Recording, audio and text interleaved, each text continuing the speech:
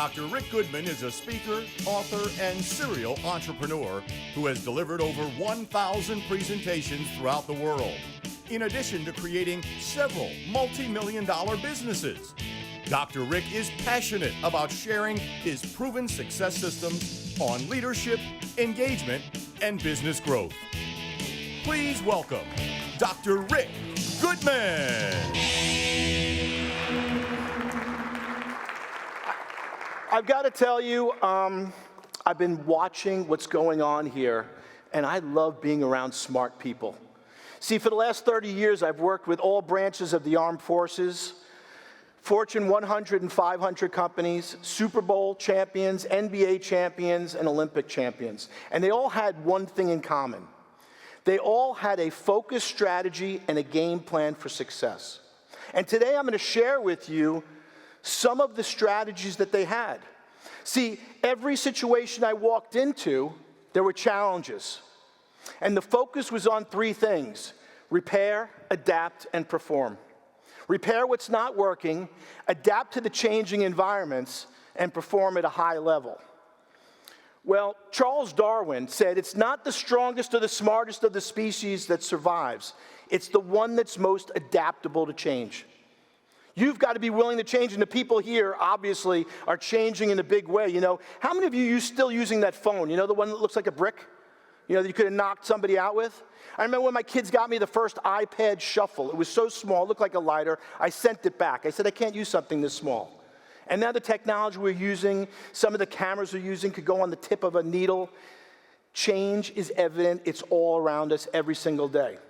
But the one thing I heard before, and I'll say it again, is AI won't replace humans, but it will replace humans who are not using AI. It's making us more efficient. It's helping us to do our jobs. It's helping to communicate with patients quickly. It's helping us to get our fingers on the pulse of what's happening, and especially what I just heard in the customer service environment, call centers. I love to hear those things happen. But there's one thing that you must understand. I've learned this over the 30 years I've been working with highly successful people, is that knowledge is not power.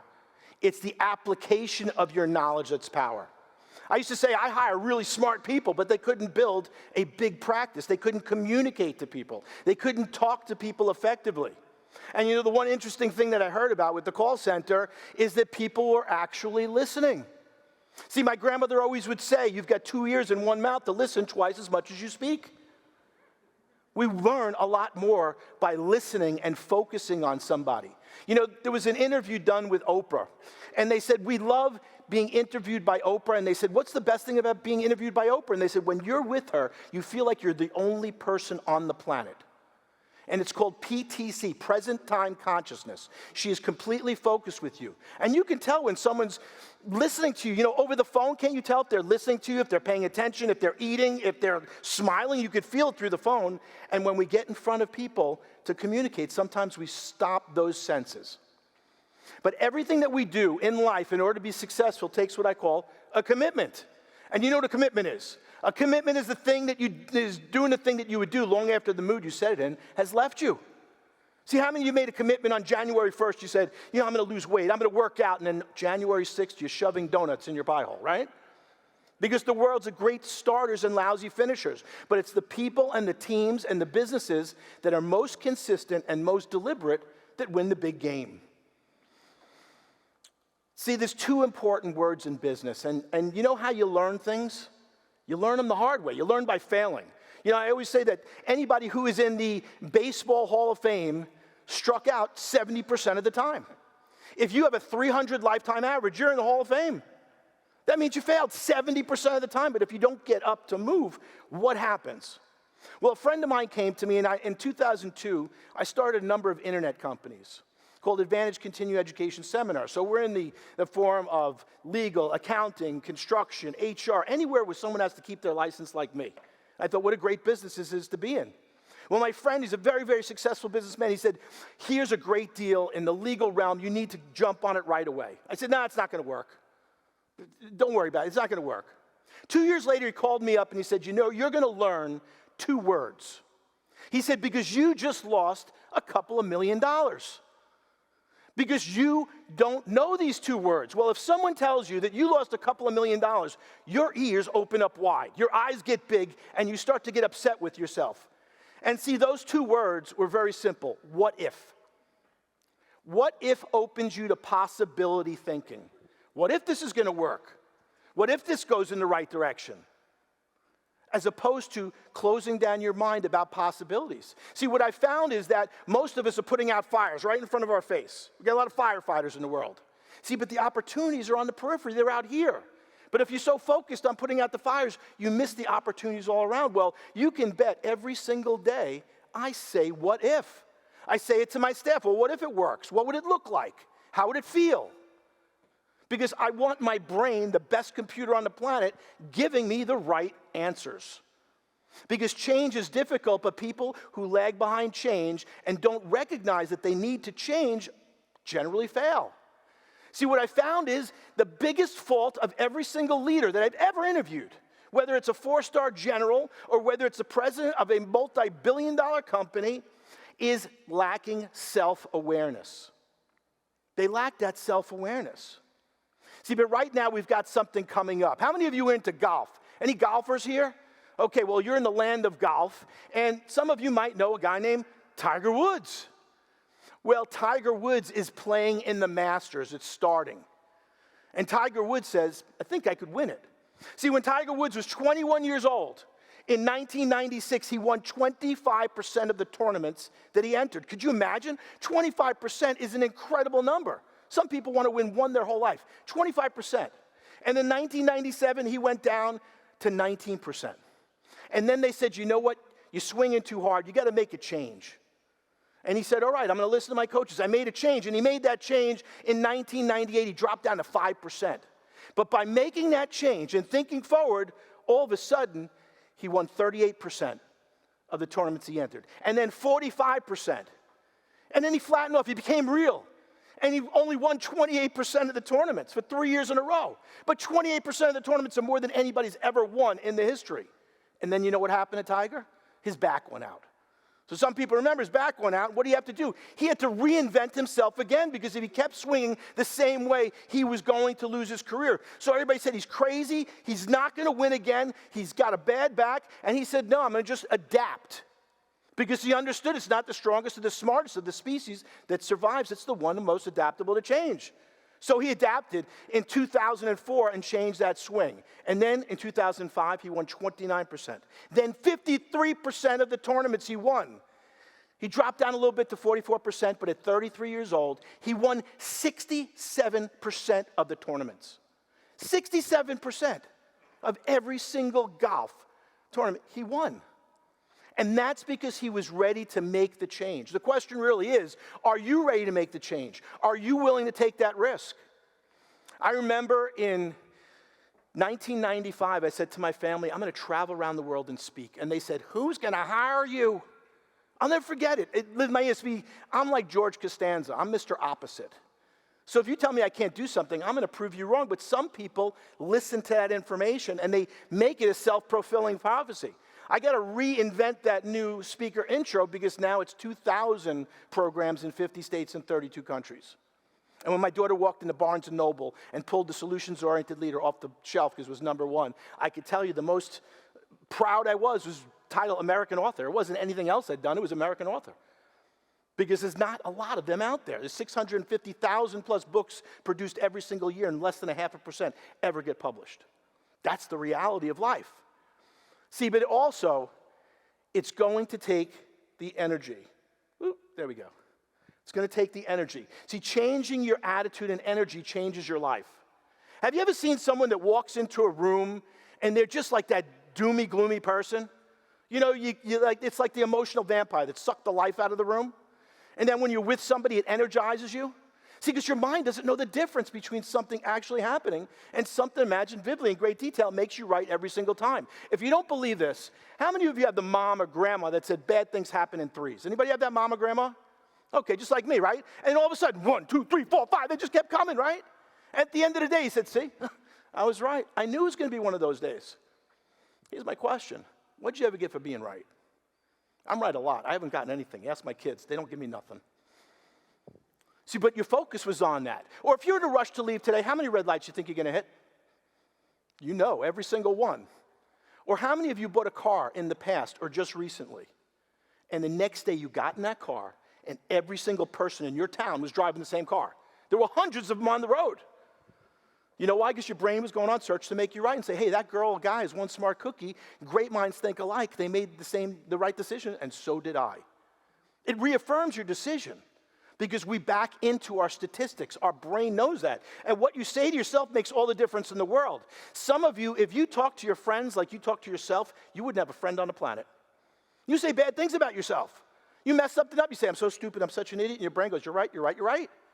You know, every morning I wake up, I say the same exact thing. I've been saying it for 30 years. I say I'm a healthy, vital, active, happy, and successful human being. I affirm today that all tissues and organs in my body are functioning perfectly, and that is the way it's supposed to be. I am more relaxed than ever before because I choose peaceful, loving thoughts and release my fears, worries, and anxieties. Tension is gone because I'm creating an atmosphere of ease and confidence. My mind is uncluttered because I've set specific goals and planned action steps for their accomplishment. I feel better now. Nature uses the food that I eat, the air that I breathe, the water that I drink, and the rest that I get to rebuild, repair, and revitalize me for the future. Radiant energy flows through me. I also affirm today that money is plentiful and an abundant supply, and this money flows freely and constantly into my life as I render loving service to all mankind. What do you say? Oh my God, I hope this guy's done. What did I think? I can't even get out the back exit. Because what we say to ourselves, what we say to our staff sticks. Do you know, I'm going to give you a profound statement. And I always let you know when it's profound, because this is profound. So listen to this statement. The tongue has no eraser. The tongue has no eraser. What you say, you can never take back. And every single one of us in this room, remember, somebody said something to you. Could have been your 6th grade teacher. And you still remember it to this day. My dad said, you'll never go to college. All you'll do is chase skirts and play hockey. I did it. I had a hockey scholarship to Kent State University, chased a lot of skirts. He backed into that. He's been gone for 10 years. It still sticks in my brain. I'm still fighting over that effect. So the question is, how do we get above that effect and get over that effect, knowing that it brings us energy? Because we bring energy in too. So Kane, come on up here a second for me. And would you like to come up here for me 1 second? Sure. Yeah, you. Right there in the front row. I don't know. Yes, come on up. Come on up, guys. Right over here. So what I'd like to show you is I've got this good friend. His name's Steve Spangler, and Steve's the science guy. Anybody ever see him? He's on Ellen and all this stuff. Really famous guy, right? He's a good friend of mine. And I was in Cambodia speaking, and I was showing this family this energy stick. And they talked to me, and all of a sudden this interpreter said, it's like the power of the family. And if you go on my YouTube site, you'll see the power of the family from Cambodia. And I'm like literally in the middle of the jungle, the rice paddies, with these people that are making me a phenomenal meal, and I'm showing the energy stick. See, if I just hold the energy stick and Kane holds it with the other hand, there you go, one hand, and you hold Shafi's hand, nothing happens at all, okay? See, but you have electricity in your body. So when you connect with someone, you know, you feel like you connect with them. But as soon as I come over and I grab Shafi's hand, all of a sudden, the energy stick lights up. Why? Because it's closing the circuit. It's taking the energy of all of us and combining. Now, if we made a chain, this sucker would go, it would be like lightening up. Because what it's doing is it's taking that energy, and it talks about relationships. You could be talking to someone else, but if that person on the other side isn't listening, you're not making that connection. You're not fully completing the cycle. And if you don't fully complete the cycle and make the connection, guess what? Most times you don't get the sale either. Most times you don't get your experience across, because people want to have a sense of belonging, and the energy and electricity that you bring into any situation goes out and flows out in the world. And that's the connection that we have with people. And you know somebody that you feel like you've known for 100 years. And that's that energy connection. And other people, it's like repel. Guys, thank you so much. Here, I want to give you a little book here. Oh, wow. Okay. Kane, you're a solutions-oriented leader. Thank you very much. Safi, go live a championship life. Beautiful. Thank you. Okay. Now I just need to find the clicker again. There we go. All right. Give that a round of applause. Way you go. So there's 3 steps for developing a solutions-oriented mindset. And the first thing you have to do is transform your thinking. You have to think differently. And this should be easy for everybody in this room, because you're so far ahead of the curve on what's going on in technology. You know, I've got people that are so afraid of it. I literally got fired by an agency, a speakers bureau, the other day. And I wrote an article on how you can monetize and make money with ChatGPT.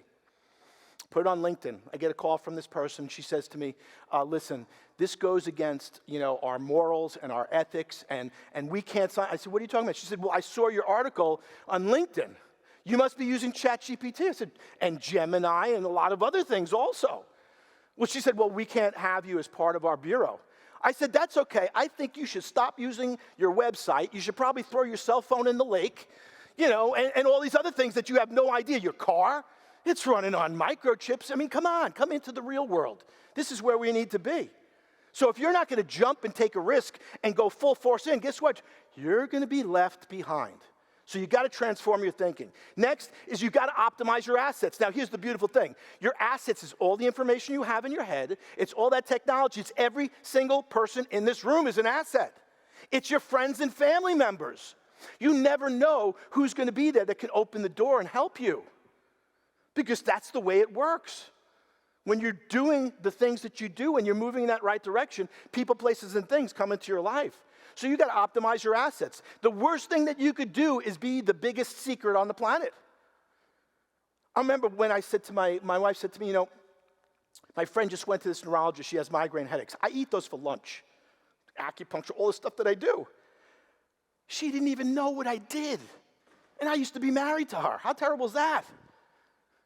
But you never know when there's going to be someone there that you could connect with that's going to add value. And I say it's like being that guy. Now, my kids always say, Dad, don't be that guy. And I said, no, I want to be that guy or that gal. And that guy or that gal is the person who's top of mind. So if someone's coming down to Florida and they say, oh, we need a connection, the first thing they'll say is, oh, call Rick Goodman. He knows everybody. Now, if I can help you, great. If I can help you, I'm calling 5 of my friends from around the world. And my friends all write the books and do all these cool things because what is the bottom line that you want to do for your client is add value. And here's the difference. I don't have customers. I think it's the worst word you can use. See, a customer is a financial transaction. I give you money, you give me a widget. Done.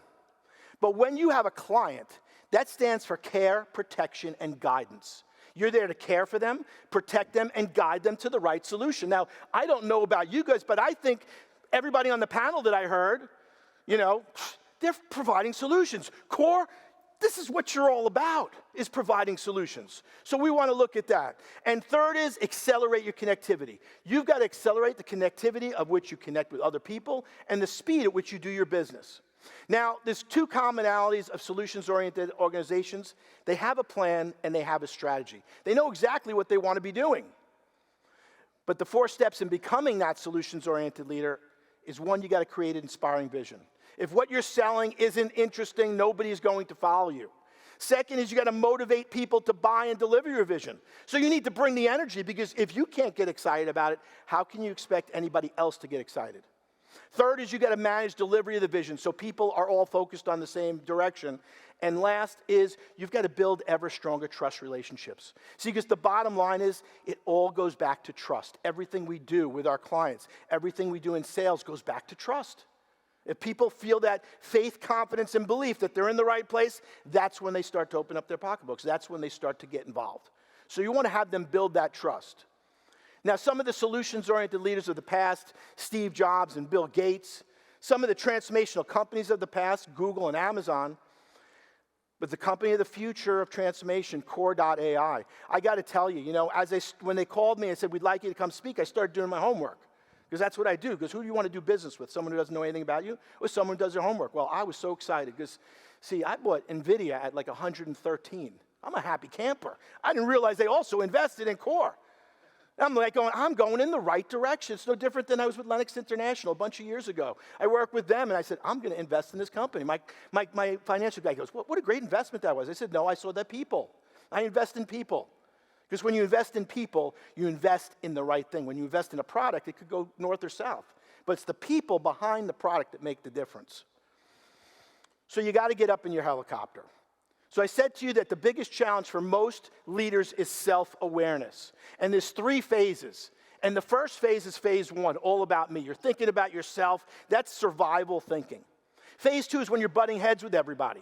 You're arguing, complaining, it's not going to work. And phase 3 is when you get up in the helicopter and you could look down on that situation and then make the right decision. So let me give you, for instance, when they had the earthquake in Haiti, the first thing they said is all these people need food, they need clothing, we got to get to them right away. Phase 1. Phase 2, all the food, clothing, and stuff was sitting on the tarmac and everybody was arguing what to do. Phase 3, President Obama sent in the Marines up in helicopters. They could see the distribution points and know exactly where to get the goods to the people that needed it.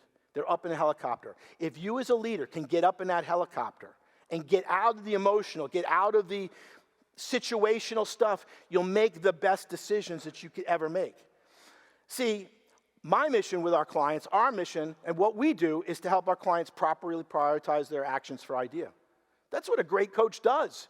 You have the great ideas, but you got so many ideas that you don't know which one to do first. And sometimes you need someone else to get you up in that helicopter so you could look down, and we always call it the shortest distance between you and a check. What's the shortest distance between you and a check? Because sometimes we spend our time on all these things that aren't important. Or what's the shortest distance between you and making a relationship with someone else and closing that deal? See, when I first started my practice, I went through over 300 front desk assistants in my first 2 years. People would come up to me and say, you must be tough to work for. Who's the new front desk assistant of the month? And I thought it was them. So I wrote this book called My Team Sucked, 10 Rules That Turned Them into Rock Stars. It was a great book. It gave great points, but then the reality hit me. It wasn't them. It was me. I was the one who sucked. There's no such thing as a bad student, only bad teacher. Teacher say, student do. Mr. Miyagi told me that. So I had to focus on the relationships and the communication. And I did my homework again. And you know what I discovered? There's 913 words in the English language that end in ship. 913 words. Can you believe that? I have no life, right? Well, do you know what the most important word in the English language that ends in ship? Relationships. That's right. It's all about relationships. Why? It's very simple. It's because people do business with people who will like them. You'll buy a product from a friend of yours versus going to the local discount place. Think about the friends and the people you hang out with. Are they opposite you or are they just like you? So what do we want to do with our clients, with our vendors, with our suppliers? We want to make them our friends also. It makes life a lot easier and it makes it easier to do business and get things done. But it's about the mentality. See, growing up in Long Island, there was something called, we would go crab fishing. And if you know anything about crab fishing, you set up a trap, you put the food in the trap, and the crabs go in. Well, once the trap is full, it closes the top, and one of the crabs is going to try to crawl out. And when that crab starts to crawl out, another one drags it down. Another one tries to get out, another one drags it down. They will literally eat each other alive. Anybody know people like this? Well, then you've got the bamboo mentality, and I was in the bamboo forest in Kyoto, and when they plant the bamboo, they water it every single day for a year, nothing happens. Second year, they water it every single day for a year, nothing happens. The third, they water it every single day, nothing happens. In the fourth year, the same thing. In the fifth year, within a 3-week period of time, this bamboo shoots up 75 feet. Now, do you think it would have shot up 75 feet had you not watered it in any of those previous years every single day? The answer is no. Well, think about your clients. Think about your relationships. You've got to water them every single day. You've got to nurture them every single day, or guess what? They may go somewhere else. Or they may not feel like you care. It's not about you, it's about their perception. So you got to keep watering and keep filling it in and keep responding and staying away from the crabs. Because those people will literally eat you alive. Because it's all about attitude, it's all about mentality, and it's all about doing what's most focused for your organization. Now, I saw a number of people taking photos of some of the slides. So what I'd like to do is give you a little gift here. So if you take a couple of minutes and you check out the QR code here, all you got to do is fill out this information. Let me know how I'm doing. I like to improve things. Let me know if I could do something better, do something, get rid of something. But here, if you put in Rick, you will get all my slides. Feel free, they're going to just send you an email and you can have the slides. If you put in rock star, I'm going to give you 2 things. You're going to get My Team Sucked, 10 Rules to Turn Them into Rock Stars. A small book with valuable lessons. So you just got to fill that in, set that up, and you'll get all those things within a few hours. You'll get it right down there. So let me share with you 2 stories about 2 of the sports teams I work with. And the first one was the St. Louis Rams. Now, when I started with the St. Louis Rams, I got them pretty easy. See, my friend called me up and said, you should go back into practice. I said, oh, I've already done that. I'm traveling around the world speaking. He said, well, I'll get you a whole bunch of patients. My parents told me the same thing. They didn't send one person to me. See, but my friend's a guy named Harold Lewis. He owns National Sports Agency. He's the guy who coined the phrase, show me the money. So when the St. Louis Rams moved from L.A. to St. Louis, I became the team physician. But what you didn't realize is they were the worst team in the 90s. They lost every single game. And then they brought in this guy, Dick Vermeil. And Dick Vermeil was the type of person who would build relationships. He was a relationship builder. He loved his players. And this guy was transparent. He would cry all the time. He would do different things. But he could get up in that helicopter, and he knew the highest and best use of his players. He knew things had to be different. Well, in my office, Trent Green, who they got to go to the Super Bowl, went down with a season-ending knee injury. And at 6 o'clock, all the players come to my office. And Michael Jones walks into my office and says, Doc, we're done. Now, my son's 5 years old at the time. He's sitting there right with me. He goes, Trent Green just went down. We're going to have another losing season. The season hasn't even begun yet. See, you could take a New Yorker out of New York, but you can't take New York out of New Yorker. And I went postal on him. I said to him, you know what, Michael?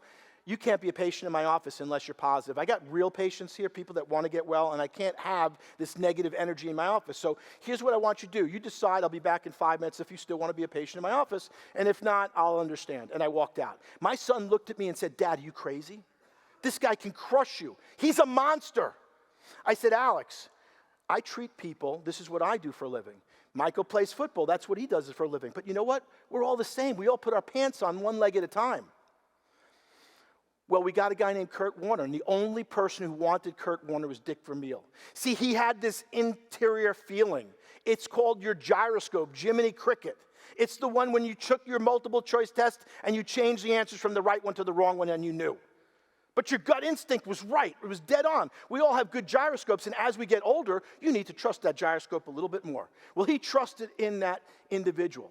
And with 6 seconds left in the game, marching down, the quarterback, Tennessee Titans, throws the pass to Kevin Dyson, and on the 1 foot yard line, Michael Jones makes the tackle. The greatest play, one of the top 25 plays in Super Bowl history. Now, when he came in my office, all I would say is, if you can't, then you must. If you must, then you will. I would say this to him all the time till it made him nauseous. I can, I must, I will. Why? Because my dad said that to me. And sometimes things go forward. How many times have you said something you feel like your mom or dad coming right out of your mouth? Well, this is what I said to him right there. Well, sometimes you don't know the end of the story, and my attorney was running a golf tournament. He said to me, could you invite a bunch of your players? I said, sure. I'll invite Mike and a bunch of other people. And my attorney had a lobotomy when it comes to sports. He knows zero about sports. And he calls me up. He says, I got to go pick up some VIP at the airport. Who are you picking up? I don't know, some guy named Tommy John. I said, are you kidding me? You're picking up Tommy John? Like, Tommy John, he's a New York Yankees World Series Cy Young award. I said, I want to play with you, Michael, me, and Tommy John. Well, Tommy John is telling all kinds of great sports stories. He's talking about George Steinbrenner, and finally, he says, what were you thinking in the last 6 seconds of that game? And Mike said, you see this guy? He's the most annoying guy you've ever met. And all I thought was, I can, I must, I will. And I grabbed on for dear life, and I don't remember a thing after that. You never know when you're going to say something, and it's going to make an impact on someone. Well, then the following year, a few years later, I came down here, and I got to meet these guys in the 2010-2011 season. They called them the Heatles. Chris Bosh, LeBron James, and Dwayne Wade. And this is the picture we took right before we lost Game 6 to the Dallas Mavericks. The next day, LeBron James said, I'm going to go and do my thing, and everybody's going to go back to their own miserable lives, but I'm going to still be myself. And it was all over the papers in Miami, and he flew out of town, went to the Bahamas for 3 months. Well, he came back to the Bahamas. After 3 months, he came back to practice, and he was still complaining about everybody you can imagine. Nobody understands him. Nobody gets him. Well, the one thing that I understand about leaders is your ability to confront is directly proportional to your ability to be successful. Let me say this again. Your ability to confront is directly proportional to your ability to be successful. That means you have to have a high level of confront. If you feel a certain way and you know you're right, you got to say something, especially when someone's doing something that is not in their best interest. Well, I have a super high level of confront, so I saw LeBron James shorts. And I went and grabbed his shorts and I put his shorts on. And they're pretty damn big. So I put his shorts on right there. And I went in my New York style, and I told him, listen, LeBron, I was with the St. Louis Rams when they went from worst to first and won the Super Bowl. I worked on their brains and their bodies, and I can tell you one thing, you're never going to win a championship until you start to play like a team. You hold the ball, you don't do this. And out of the corner of my eye, I saw the enforcer, he's standing right there, he's looking right at me, and he says, you know, Doc, you better get out of this room. So I walked out with his shorts on. Well, a few months later, they went on a tear. They started winning games. I would say to my son, this is like the Olympic team. They're the best team on the planet. They're unbelievable. And then they won the championship. But they had something called symbolic focus. And this is something I've seen in every unbelievable organization on the planet. And a symbolic focus, it could be a trophy. It could be an award. Like Lennox International, they have the Whatever It Takes award. Something that people can revolve around. People always like, you know, at the end of a day, sales team does great. They get the little certificate, the pen, costs you $1. But you know what? It's the appreciation, because everybody wants to love, appreciation, respect. Well, they had a symbolic focus they talked about. It was a trophy. And on it, everybody had to sign the trophy, and they weren't allowed to celebrate until there were 16 gold notches in this trophy, because they had celebrated before and lost the championship. Well, when there were 16 gold notches in that trophy, they had won. And they had on it, together, tough, trust, all in. Everybody was in. 2 weeks later, there was a knock at my door, and I got this box, and I didn't know what this box was. I opened up the box, and inside was this trophy. I looked at the bottom of the trophy. It said number 1 out of 4,000. I could tell you President Obama did not get number 1 out of 4,000. I did. And I wasn't sure who sent it.